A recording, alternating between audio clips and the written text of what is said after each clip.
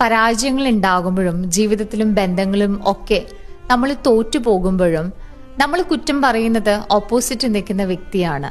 നമ്മൾ എന്തുകൊണ്ട് ഇത്രയും വേദനിച്ചു, സഹിച്ചു, എന്തുകൊണ്ട് ഇത്രയും കടന്നുപോയി എന്നൊക്കെ. എന്നാൽ ഒരു ഉദാഹരണം പറയട്ടെ. പെട്ടെന്നൊരു ദിവസം നമ്മളൊരു റൂമിലേക്ക് കടന്നു വരുന്നു.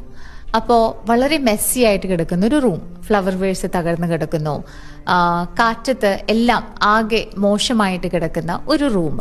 പക്ഷേ ഒരു നിമിഷം നമ്മൾ കാറ്റിനെ പഴിക്കുമ്പോൾ നമ്മൾ ചിന്തിച്ചു നോക്കിയിട്ടുണ്ടോ? Who open the window?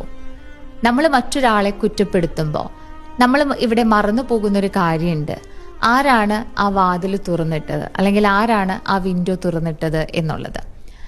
നമ്മൾ പൂട്ടേണ്ട ചില വാതിലുകൾ തുറന്നിട്ട് പോയതോ അല്ലെങ്കിൽ നമ്മൾ കൊടുത്ത ചില അനുവാദങ്ങളോ ആണ് നമ്മളൊക്കെ അനുഭവിക്കുന്ന ചില വേദനകളുടെയൊക്കെ അടിസ്ഥാന കാരണം എന്നുള്ളതാണ്. സൈക്കോളജിയിൽ ഇതിന് പറയുന്നത് ലോക്കസ് ഓഫ് കൺട്രോൾ എന്നതാണ്.